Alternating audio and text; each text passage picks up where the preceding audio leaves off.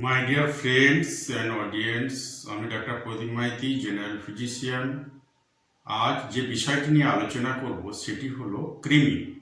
আমাদের মানব শরীরে ছোট কিংবা বড় প্রত্যেকেই আমরা এই কৃমির সমস্যায় ভুগে থাকি। এটি একটি পরজীবী প্রাণী। বিভিন্ন কারণে এটি আমাদের শরীরে জন্মগ্রহণ করে।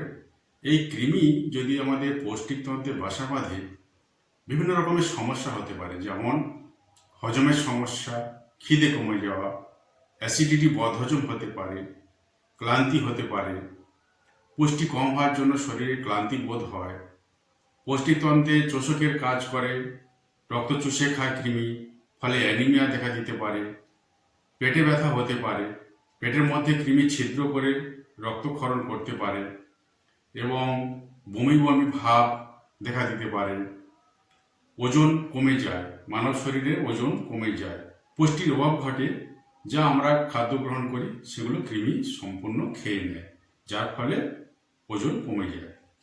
ডায়রিয়া হতে পারে, আন্ত্রিক দেখা দিতে পারে এবং পায়ুদার অনেক সময় চুলকায় বা কিছুটা র্যাশ, এইসব জাতীয় জিনিস বের হয়। তাই আপনারা বাজারে বহু রকমের এই পরজীবীকে মারার জন্য ওষুধ পাওয়া যায়, মেবেন্ডাজোল, অ্যালবেন্ডাজোল। একজন প্রাপ্তবয়স্ক ব্যক্তি অ্যালবেন্ডাজোল 400 mg খাওয়ার 1 ঘন্টা পরে রাত্রে খাবেন। বছরে অন্তত 2 বার কৃমির ওষুধ সেবন করা দরকার। বাচ্চাদের ক্ষেত্রে অ্যালবেন্ডাজোল সিরাপ পাওয়া যায় 2 বছর পর্যন্ত 5 ml রাতে খাওয়ার 1 ঘন্টা পরে। 2 সপ্তাহ পরে আবার সমপরিমাণ ডোজ নেবেন। অর্থাৎ বাচ্চাদের ক্ষেত্রে 2 বছর পর্যন্ত 5 ml এবং বড়রা 10 ml বা 400 mg ট্যাবলেট একটি।